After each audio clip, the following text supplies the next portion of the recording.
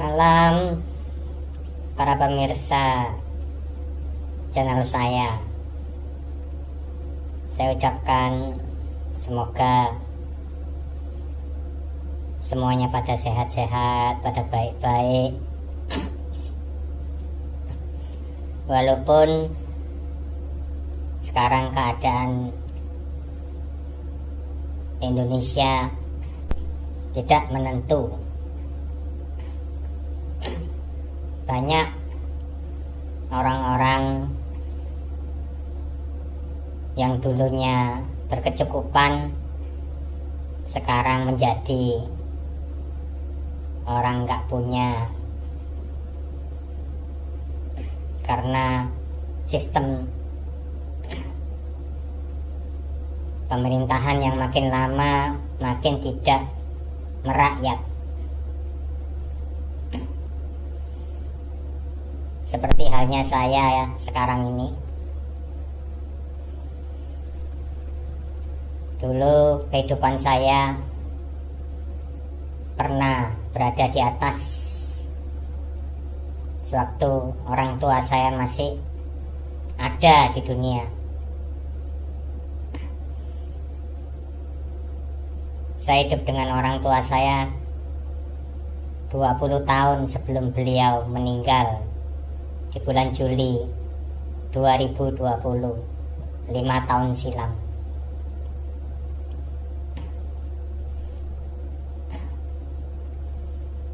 Saya sering bekerja, tapi ya begitu, diberi modal, tapi harus menurut. Nggak boleh saya punya inspirasi sendiri, nggak boleh saya keluar dari jalur yang orang tua saya katakan waktu itu. Jadi mau nggak mau ya saya harus menerima dengan setengah hati lah. Jadi orang kalau melakukan dengan setengah hati itu ya nggak akan merasa nyaman, nggak akan merasa senang untuk melakukan. Saya pun juga begitu. Dulu pernah dibukakan toko pecah belah pada waktu saya masih menikah dengan mantan istri saya. Cuman saya nggak ada feel untuk ke sana.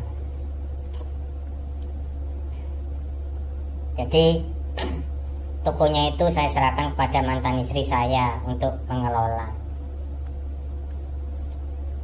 Dulu mantan istri saya seorang guru les privat. Mulai dia di Surabaya waktu saya pertama kali mengenal, dia ikut orang di suatu lembaga pendidikan.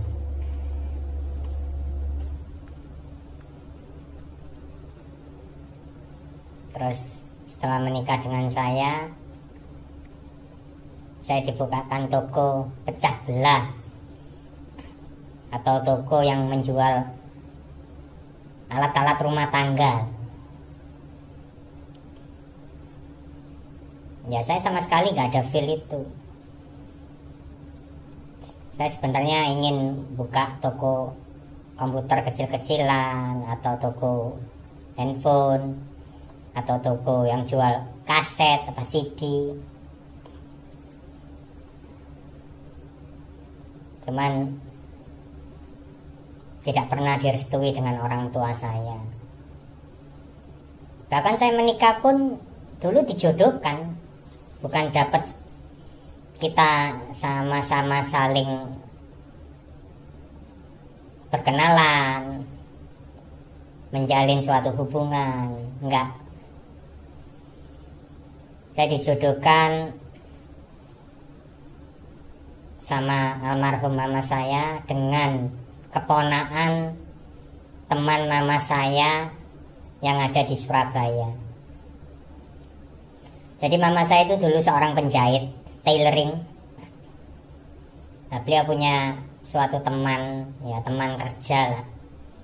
Terus teman kerjanya itu saling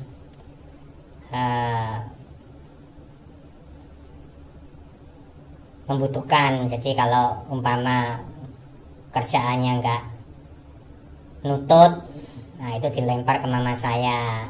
Begitu juga dengan mama saya, kalau nggak nutut lempar ke dia. Dan berpuluh-puluh tahun,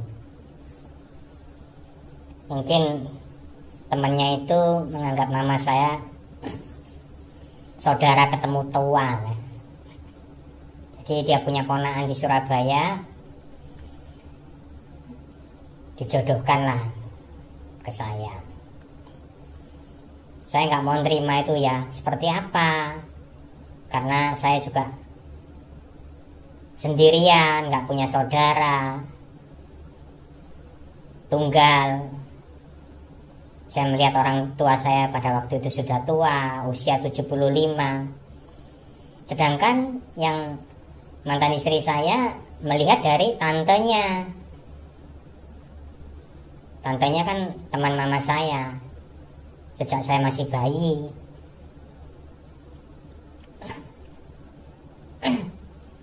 Saya mau menolak juga susah, karena mama saya tahu keluarga dari mantan istri saya itu kakek neneknya ini itu lurus semua. Kalau orang totok ya, di Cina totok itu orang yang kolot itu kan harus bibit bobotnya semua di kamera, dipantau. Jadi saya mau nolak pun serba salah. Dan mama saya juga mendapatkan desaan dari adiknya yang nomor 8 yang paling kaya itu, yang punya apartemen di Singapura 10.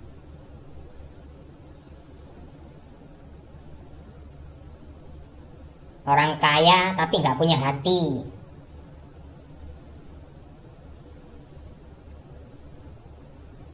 Percuma ya jadi orang kaya tapi nggak punya hati. Mending jadi orang biasa-biasa tapi kita punya hati pada sesama manusia yang lain. Saya mengatakan begini karena saya merasakan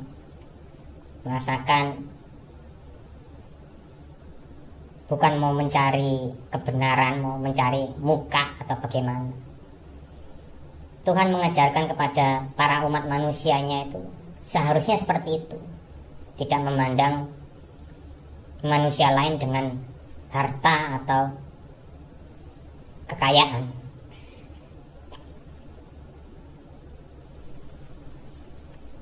Lalu saya menikah itu hanya bertahan 2 tahun, 2008 sampai 2010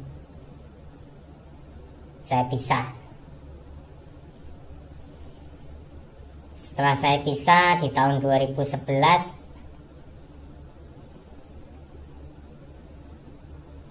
saya berhubungan dengan seorang wanita di kota saya yang berinisial Y. Dia juga pisah dengan mantan suaminya di Jakarta. Pada waktu itu dia menikah itu umur 16 tahun. Saya dengar dari orang tuanya bilang. Saya pikir ya kita sama-sama pernah gagal lah ya. Waktu itu saya umur kepala 3 dan si perempuan kepala 2. Kurang lebih saya dan dia beda 10 tahun. Dia janda anak 1, sedangkan saya menikah belum punya momongan. Lalu saya berkenalan dengan inisial Y itu. Lalu kita sama-sama melakukan hubungan sampai ke niat untuk membawa hubungan ini ke pernikahan.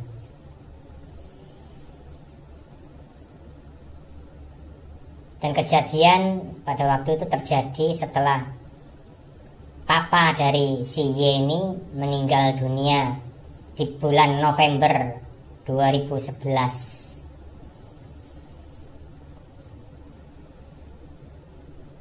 Setelah papanya meninggal, gak lama si Y ini ngomong ke saya mau ke Jakarta nengok anaknya masuk ke rumah sakit di ICU.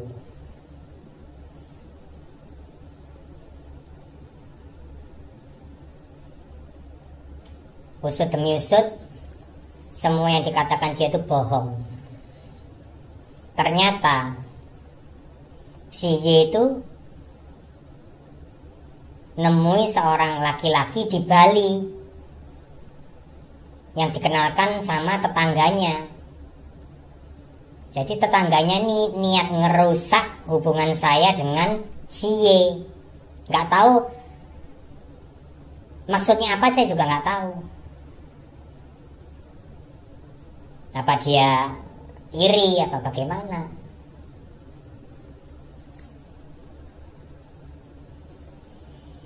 Akhirnya setelah dia di Bali, si Y itu handphone gak bisa dihubungi.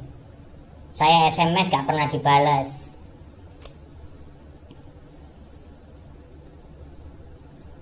Pada suatu hari dia bisa balas SMS saya dengan alasan apa?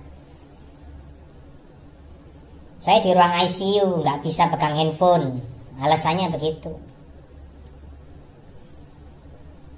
Terus setelah kira-kira Desember pertengahan, dia balik ke kota yang saya tinggal.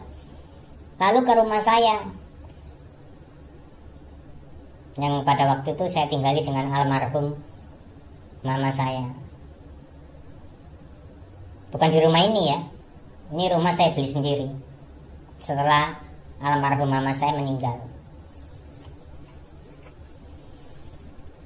Ya dia seperti orang gak salah begitu. Dia cengangas cengingis, mesam-mesem, seperti orang gak salah. Terus saya tanya, kemana kamu selama ini? Beberapa minggu ini. Dia bilang dia di Bali. Dia di Jakarta, bukan di Bali. Ngapain kamu di Jakarta? Nilik anaknya, jaga anaknya di ICU, sakit katanya.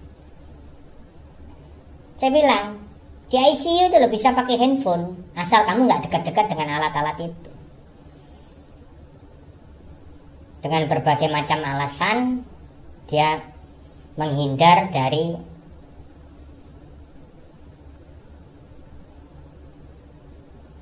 kelakuan yang dia lakukan selama beberapa minggu. Tidak ada kabar.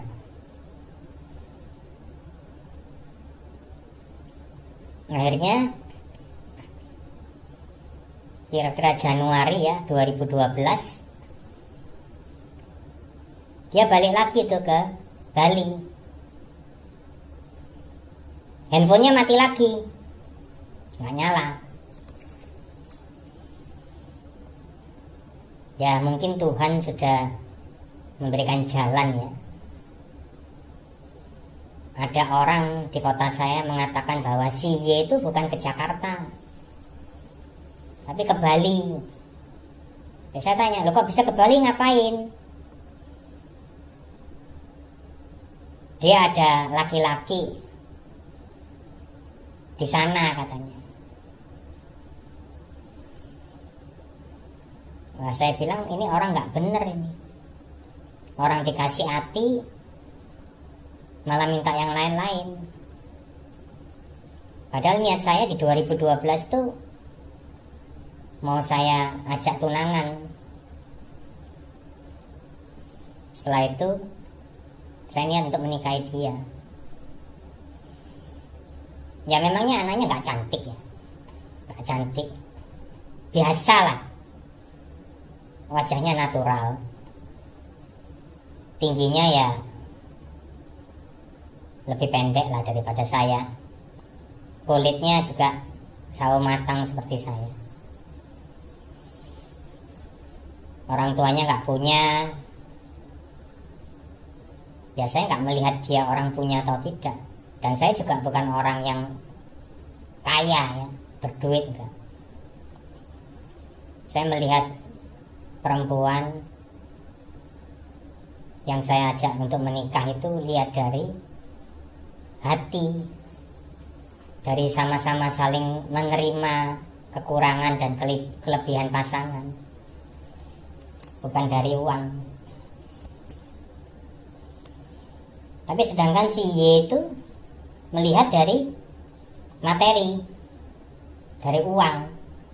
Nah ternyata usut demi usut juga ada orang di kota saya mengatakan itu bukan orang Bali asli, itu laki-laki aslinya orang Pasuruan, tapi dia tinggal di Bali. Nah si Y itu dinaikkan parasailing, dinaikkan banana boat, diajak masuk ke Hard Rock Cafe. Ya pada waktu itu zaman 2012 itu masih terkenalnya BlackBerry dengan BBM-nya. Terus lama saya nggak menghubungi. Tahu-tahu sekitar 2013-2014 ada pin BBM baru nongol lah di BBM saya. Ini siapa ya? Mau nggak saya terima itu bagaimana? Saya terima itu juga saya nggak kenal. Akhirnya saya terima. Dia pakai foto anak kecil perempuan, namanya juga saya nggak pernah tahu. Akhirnya setelah saya terima, saya diamkan. Kira-kira berapa hari saya diamkan.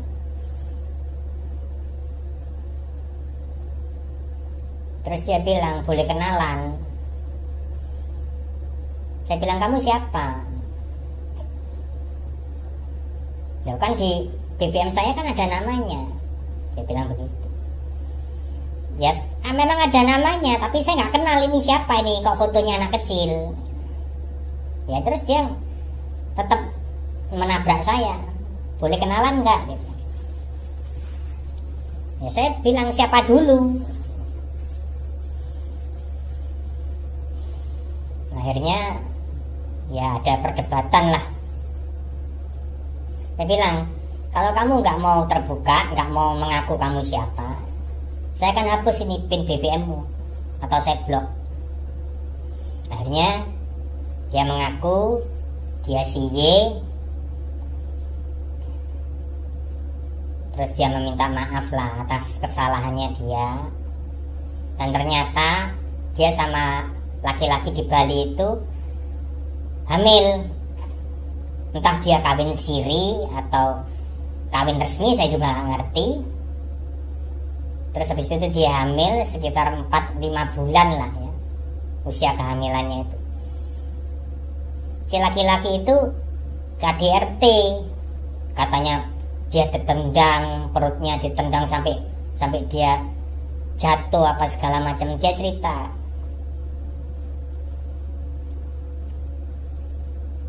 Dia minta maaf atas kesalahannya waktu ninggal saya waktu itu, bohongin saya ke Jakarta. Dan itu pun keluarganya juga bilang dia ke Jakarta, kan aneh gitu. Memang sengaja menutupi kebobrokan orang satu ini. Terus saya bilang, ya saya maafkan kamu, yang lalu sudahlah berlalu. Ya itu kan sekitar kejadiannya kan 2011, 2012. Dia ngabarin saya 2013, 2014an antara itu. Dia bilang, saya sekarang lagi hamil 4-5 bulan pada waktu itu. saya ingin kembali lagi sama kamu. Saya bilang, kamu kok enak seperti itu ya, nggak pernah memikirkan perasaan laki-laki. Kamu dulu saya cintai kamu mati-matian. Saya nggak pernah lihat kamu dari materi, dari kamu kaya atau tidak, orang tuamu kerja apa. Saya nggak pernah melihat itu. Saya melihat kita pernah sama-sama gagal. Apa salahnya sih, ya kan, kita membangun suatu rumah tangga baru. Tapi kamu dikasih hati malah menyakitkan. Buat apa kamu mau menerima perkenalan dari tetanggamu sama orang Bali itu? Sampai dia tanya, loh kok kamu bisa tahu? Ya bisa lah, saya punya kuping kok. Banyak yang kasih tahu saya. Walaupun kamu bohong, keluargamu tutup mulut, saya juga tahu. Tuhan itu adil. Kalau Tuhan punya rencana, semua akan jelas. Bukan saya seorang agamis, tapi saya percaya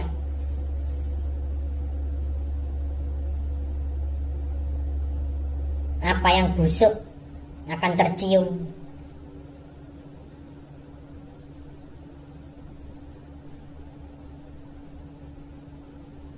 Jadi nggak perlulah untuk membohongi. Terus mau apa? Ya aku maunya kembali lagi sama kamu. Saya bilang, maaf ya, saya nggak bisa.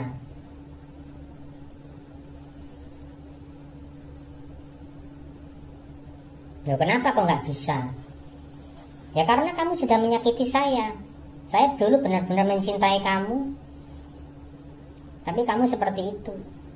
Bahkan kamu pernah ngomong, kalau anakku aku bawa pulang dari Jakarta, kamu mau terima? Saya bilang, saya mau. Kamu bawa pulang, saya sekolahkan, saya anggap itu anak sendiri. Karena almarhum mama saya pernah ngomong, kalau kamu bisa menghidupi anak yang bukan dari darah dagingmu, hidupmu akan enak. Ya seperti saya ini, saya kan juga bukan darah daging dari orang tua almarhum yang meninggal ini, bukan. Ya walaupun almarhum mama saya orang gak punya, tapi hidupnya itu ada aja, gak pernah kekurangan.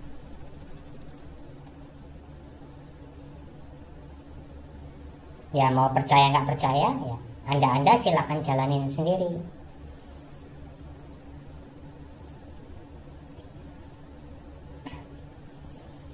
Akhirnya saya nggak bisa terima.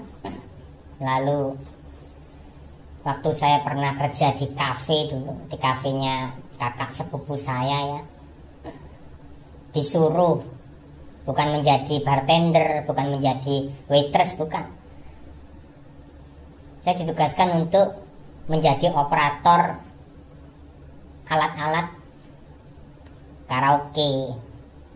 Jadi karaoke-nya itu mau dimodel seperti Happy Papi, NAF. Jadi pakai server, nggak pakai disk lagi. Kalau dulu kan pakai disk. Kalau ini sudah pakai komputer, pakai server. Nah, pada waktu saya kerja di kafe itu yang berinisial M, saya kenalan dengan seorang perempuan yang berinisial E.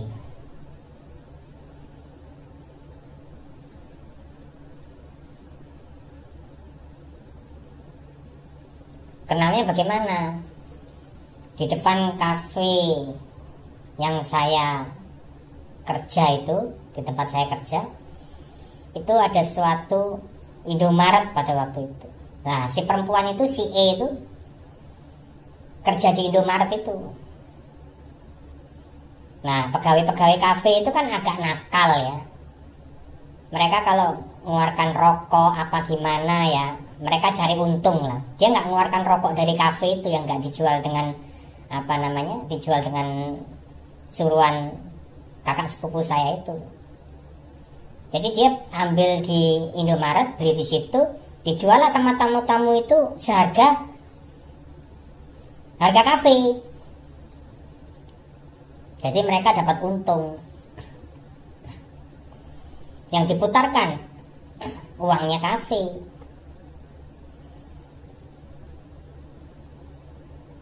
Saya tahu juga ya dari orang-orang di dalam itu. Tapi saya diem walaupun itu kafe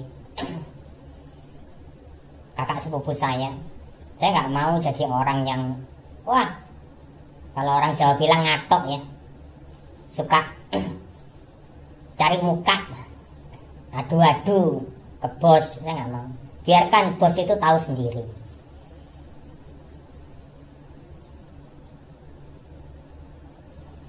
Nah, dia sering antar barang ke kafe itu.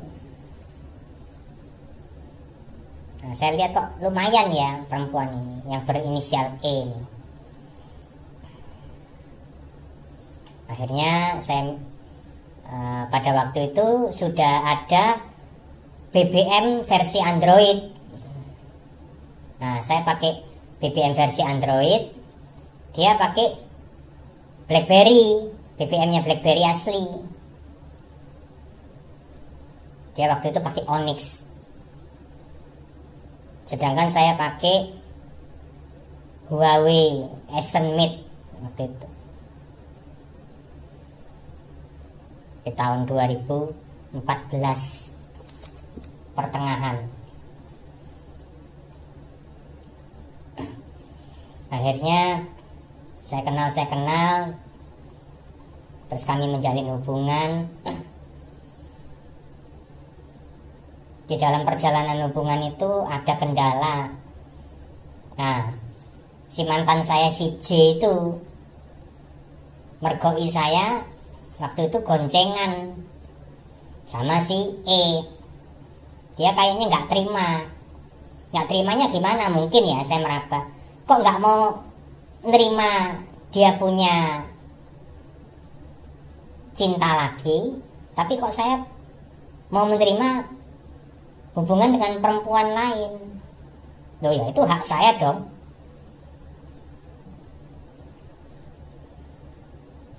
Bahkan yang E itu, yang menjadi mantan saya juga, itu juga orang nggak punya. Malah rumah aja nggak punya. Rumah pinjam punyanya orang. Ya rumahnya juga nggak layak, seperti kayak gudang begitu, dipakai ala kadarnya.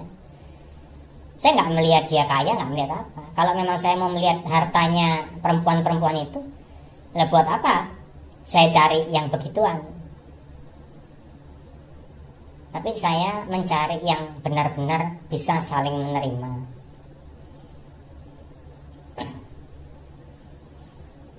Nah, si E itu ceritalah sama saya terbuka. Akhirnya dia ngomong pernah pacaran sama orang laki, terus diperawani. Akhirnya setelah diperawani ditinggal, lantaran katanya orang tuanya si laki itu nggak setuju. Ya itu versinya dia ya, yang saya dengar. Iya atau benarnya saya juga nggak ngerti.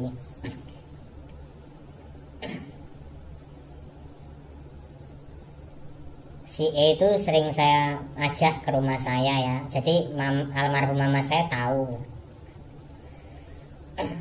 Dan yang sangat menyentuh hati mama saya itu, dikala mama saya kejadian vertigo, muntah-muntah dan jatuh pada waktu itu, si E itu mau membersihkan muntah dari mama saya. Nah itulah yang menjadikan mama saya terketuk hatinya, simpatinya. Akhirnya di 2015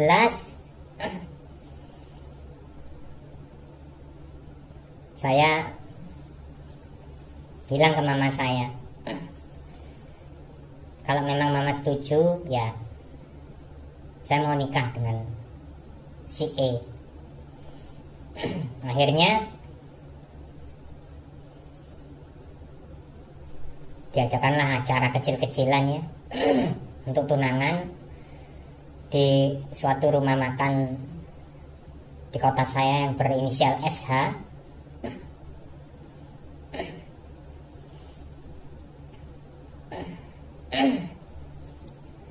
Mengadakan acara tunangan kecil-kecilan lah untuk syarat. Setelah saya tunangan dengan dia, terus adik mama saya yang nomor 8 itu mendengar, anakmu habis tunangan ya? Ya, dijawablah sama mama saya. Ya udah, anak lu itu aja yang di Surabaya juga ke Singapura. Nah, adik mama saya mau melihat. Pada waktu itu bulan Agustus 2015. Saya rencana menikah waktu itu September 2015 dengan si E.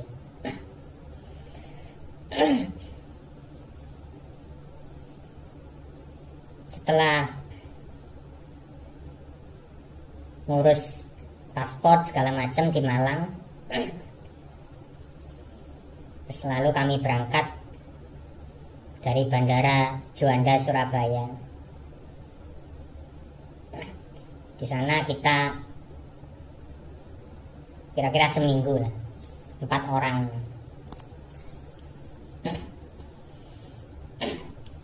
Itu pada waktu si E itu saya ajak ke Malang untuk bikin paspor. Orang tuanya ya, terutama papanya itu gak terima, kayak gak seneng begitu loh anaknya kalau diajak kemana-mana.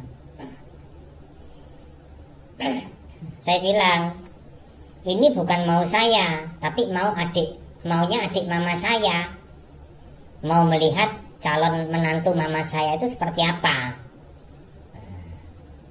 Begitu. Itu dengan perdebatan alot lah, inilah itulah.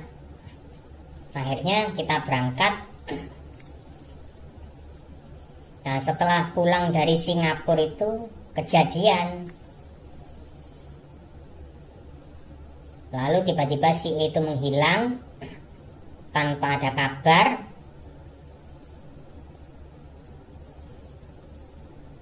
Dihubungi juga gak bisa. Saya ke rumahnya, orang tuanya alasannya dia ke rumah neneknya di daerah Jember, padahal dia ngumpet. Akhirnya ya bubarlah semua.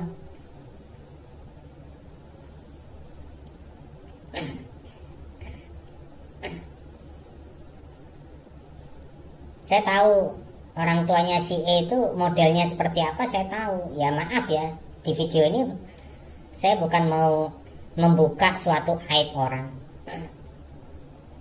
tapi saya mau bercerita apa adanya.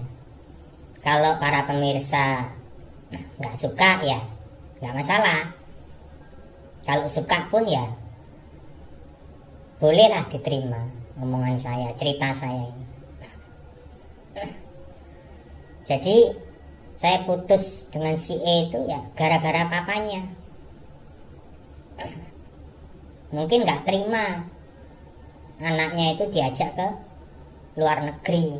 Ya, padahal kan enak kan, belum menikah sudah diajak ke negara tetangga. Ke Singapura itu bukan biaya murah, apalagi 4 orang.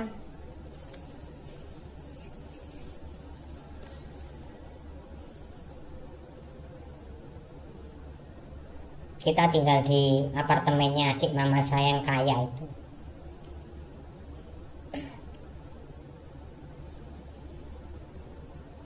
Di Jalan Bukit Timah, di Singapura. Nah, setelah pulang dia kabur. Ya mama saya mengatakan, ya sudahlah, mungkin bukan jodohmu. Mungkin kalau itu menjadi jodohmu, kamu yang akan menderita.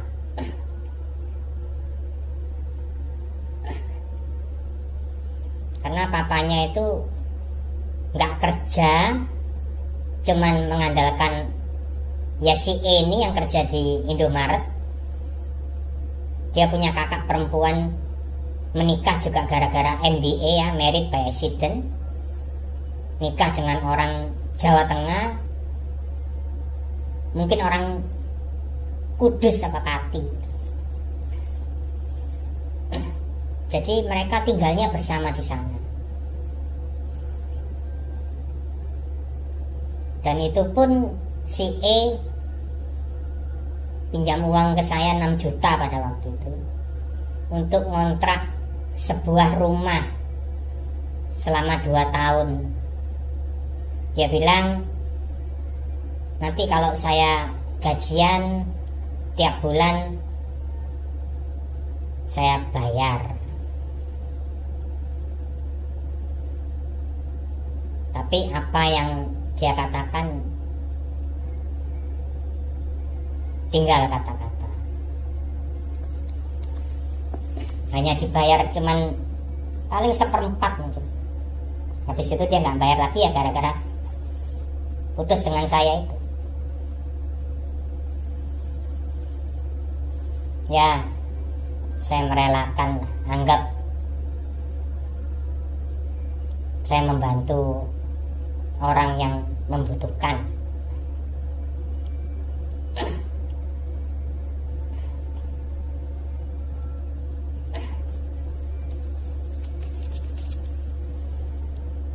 Akhirnya kita berpisah. Lama saya nggak pacaran lagi. Lalu saya coba-coba pakai aplikasi namanya Tinder. Itu juga dikasih tahu sama temen, coba kamu pakai ini, dia bilang. Siapa tahu ada yang nyantol. Akhirnya ada seorang perempuan Surabaya. Pada waktu itu saya umur kalau nggak salah 36 apa 37 lah. Nah, dia 34, belum pernah menikah sama sekali, anak orang kaya. Saya nggak tahu kalau dia anak orang kaya. Saya perkenalan dengan dia, dan dia pasang nama di Tinder itu nama palsu. Kalau anaknya jujur cantik, anak orang Cina dari keluarga orang kaya. Sebenarnya kaya bukan orang tuanya, kakaknya dia nomor 2 yang kaya. Membuka toko buku di Surabaya besar.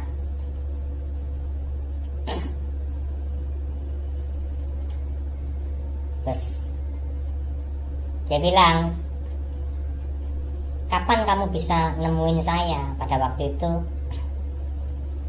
saya kenalan dia itu November 2017. Terus pada waktu itu kira-kira Desember dia tanya lah sama saya, kapan kita bisa ketemu? Saya bilang, saya mau reunian dulu sama teman-teman ya, ke Jogja. Nanti setelah pulang reuni saya baru bisa nemuin kamu. Oh ya udah. Nah, setelah saya berangkat ke Jogja pulang, ternyata teman-teman masih kurang gitu loh. Jangan pulang dulu, dia bilang gitu. Ayo kita lanjut ke Malang. Akhirnya ke Malang, ke BNS, ke Jatim Park, ke museum angkut. Yang lucunya kita nggak tahun baruan di Malang, malah tahun baruannya di Surabaya. Karena teman saya bilang, ayo lebih baik kita pulang dulu lah daripada nanti macet gitu. Pada waktu itu tol belum ada, waktu itu 2017 belum ada. Jadi kita malam tahun baru malah di Surabaya. Nah setelah itu saya ingat, oh ya, si perempuan ini mau ajak saya ketemuan. Dia sempat tanya lagi, kamu sudah balik dari Jogja? Saya bilang sudah, saya di Surabaya. Kapan kita bisa ketemu? Ya udah, kapan kamu bisanya? Dia bilang besok lah. Nah, saya tanya mama saya dulu ya, karena saya udah lama ninggal kota saya. Mama saya sendirian pada waktu itu di rumah, cuma hanya dijaga sama suster. Jadi laki-lakinya nggak ada. Akhirnya saya telepon ke mama saya, dia bilang, kapan kamu pulang? Udah ke Jogjanya. Oh, ke Jogja sama ke Malang, saya bilang gitu, nggak ke Jogja aja. Terus nggak pulang-pulang nunggu apa? Ini sudah tahun baru. Nah, kamu kan kemarin berangkat dari kota ke Surabaya itu kan tanggal 21-22 Desember. Jadi saya cukup lama lah. Aku bilang, aku mau izin sebentar ya, mungkin beberapa hari lagi. Buat apa? Dia bilang, saya mau nemuin perempuan. Perempuan siapa? Aku perempuan yang saya kenal di internet. Mama saya cuma ngomong, ya sudah, kalau sudah selesai semua kamu cepat pulang. Nanti takutnya apa? Takutnya kalau adik mama saya telepon apa, saya ditanya nggak ada, marah-marah. Ya, pokoknya saya bilang kalau sudah selesai semua saya pulang. Akhirnya saya temuilah perempuan itu. Dia di Tinder bukan pakai nama asli, tapi nama aslinya berinisial T. Dia waktu itu pakai di Tinder namanya apa saya lupa. Tapi cakep memang anaknya. Jujur itu perempuan dambaan saya. Karena saya berkeinginan menikah itu bukan hanya untuk saya yang senang, tapi saya ingin memiliki keturunan yang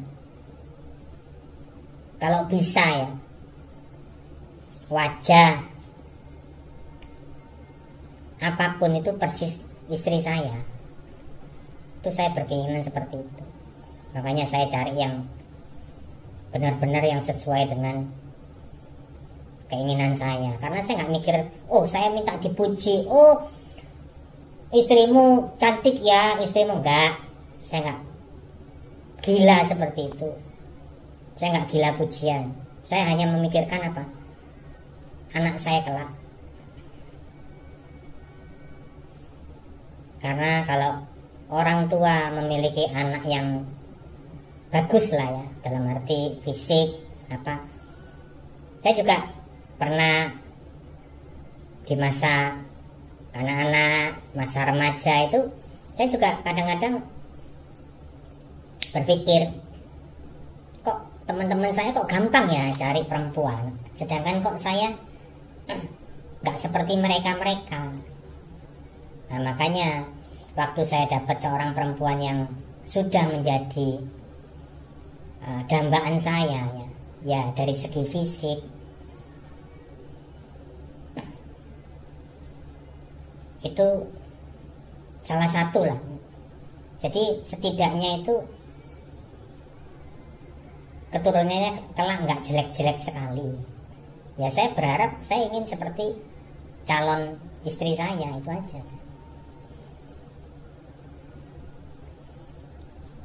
Nah, setelah saya berkenalan, tahu ya memang dia orang kaya ternyata. Nah, dia kerja ikut kakaknya nomor 2 itu di toko bukunya menjadi admin pada waktu itu.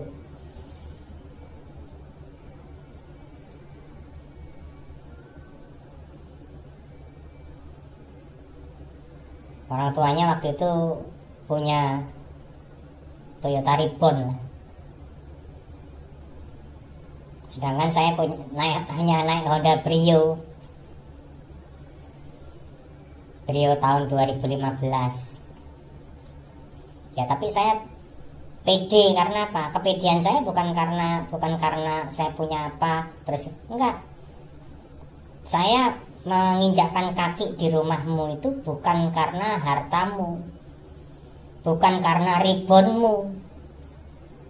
Saya menginjakkan kaki ini karena apa? Karena saya niat untuk menjalin hubungan untuk ke depan. Saya nggak pernah lihat kamu kaya, nggak pernah lihat kamu mewah. Akhirnya perkenalan. Lalu saya ceritakan saya apa adanya. Saya pernah menikah, gagal. Saya juga menceritakan bahwa saya juga bukan anak asli dari orang tua saya yang sekarang. Saya anak adopsi. Saya cerita apa adanya, saya nggak ada yang saya tutup-tutupi. Apa sih yang harus ditutupi? Kalau memang niat kita untuk serius, bagi saya begitu ya. Saya bukan mau cari pujian apa enggak. Saya paling anti seperti itu. Saya kalau A ya A, kalau B ya B. Kalau Anda brengsek ya brengsek, kalau Anda baik ya baik, bagi saya begitu. Walaupun itu teman saya baik sekali, tapi umpama dia pernah mencuri barang orang terus apa gimana ya, tetap kamu brengsek. Kalau saya begitu, nggak ada saya membela-bela terus kamu, oh ini teman saya, ini baik apa segala macam, enggak. Yang rugi saya dong. Saya malah dikatain, wah kamu kok melindungi teman, padahal temanmu brengsek. Nah, itu. Mending saya nggak punya teman, kurang lah teman saya, daripada nama baik saya jelek, melindungi yang tidak baik. Begitu juga dengan cara saya kalau mencari pasangan begitu, kalau AA, kalau BB. Jadi saya lontarkan semua, saya ceritakan semua. Terus saya ngomong sama dia, udah ya, kan kita udah saling ketemu, ya kan, saling ketemu, saling berbincang lah di rumahmu. Saya mau pulang, karena saya sudah lama di Surabaya nggak pulang-pulang. Ada hampir 10 hari lebih, mama saya sendirian di kota, di rumah itu sama suster. Sebentar, dia bilang. Kamu minta izin lagi ke mamamu. Loh, buat apa? Kakakku yang pertama mau ketemu kamu. Aduh, saya harus bilang apa ke mama saya ya? Ya, mau gak mau saya harus telepon lagi. Akhirnya saya telepon lah mama saya. Waktu itu saya nginep di rumah teman di Jalan Sumatera, di dekat sekolah saya dulu, di daerah Gubeng. Akhirnya saya telepon, wah mama saya udah, mama masuk lama gini, katanya kemarin sudah udah nemuin mau pulang gini. Bukan, saya ini sebenarnya mau pulang, tapi dia mau menemukan saya ke kakaknya nomor 1, karena kakaknya pingin ketemu saya, kenal dengan saya. Ya masa saya nggak mau? Mama saya, oh masa lain hari nggak bisa sih loh? Dia bisanya minggu-minggu ini, gitu loh. Bukan saya membelain perempuan itu, bukan. Ya udah cepetan dah. Mama saya udah bilang begitu. Kau udah pulang. Nah, saya bilang gitu. Akhirnya ya dengan beratnya mama saya, akhirnya telepon ditutup. Ya saya langsung hubungi dia. Ya saya bisa. Tapi habis itu udah nggak usah ini itu lagi ya. Aku bilang ke perempuan itu, ke si T itu. Karena mama saya udah lama saya tinggal, itu orang tua. Ya, tinggal begitu, umur 80 lebih, kalau ada apa-apa saya juga yang nanti disalahkan. Akhirnya saya diajak untuk ketemuan di suatu mall di Surabaya yang namanya Galaxy Mall, di suatu rumah makan, ya restoran ya, yang sudah ditentukan dengan keluarga si T. Akhirnya saya ketemu dengan kakaknya laki.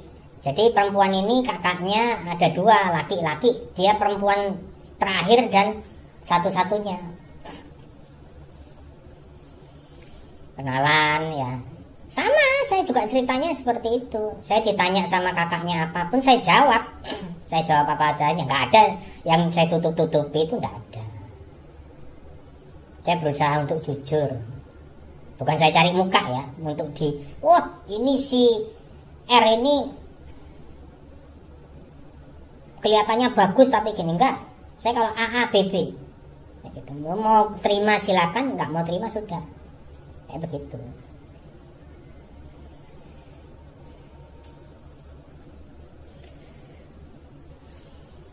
Saya lanjutkan sedikit ya. Nanti lanjutan cerita ini saya lanjutkan di episode berikutnya, karena handphone saya, ya maaf, handphone ini juga bukan handphone bagus, handphone sangat terbatas. Takutnya saya untuk nanti editing, encoding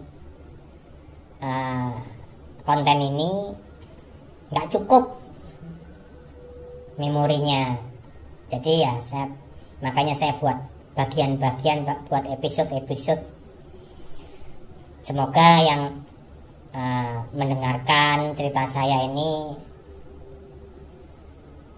bisa menerima, bisa merasakan apa yang saya rasakan.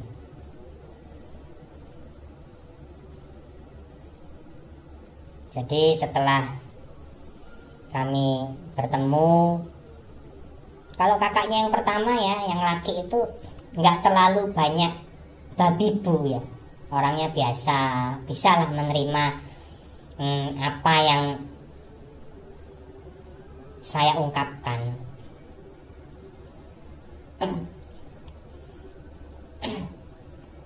Ya kakaknya bilang kalau memang kamu mau dengan adik saya ya kalian bagaimana caranya sudah menjalin hubungan ini.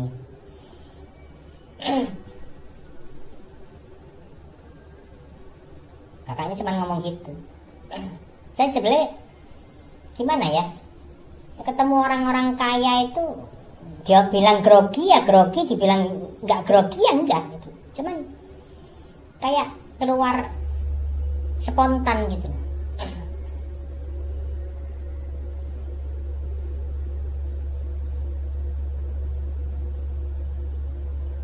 Akhirnya setelah acara selesai semua, akhirnya saya pulanglah ke kota saya. Cerita selanjutnya saya lanjutkan di episode berikut. Jangan lupa ya, subscribe, like, comment, and share video saya ini supaya saya senang membuat konten-konten baru tentang cerita-cerita kehidupan saya atau konten-konten yang lain mungkin. Saya doakan semua yang telah membantu saya hidupnya diberkati oleh Tuhan dan diberikan rezeki sesuai dengan hati nuraninya.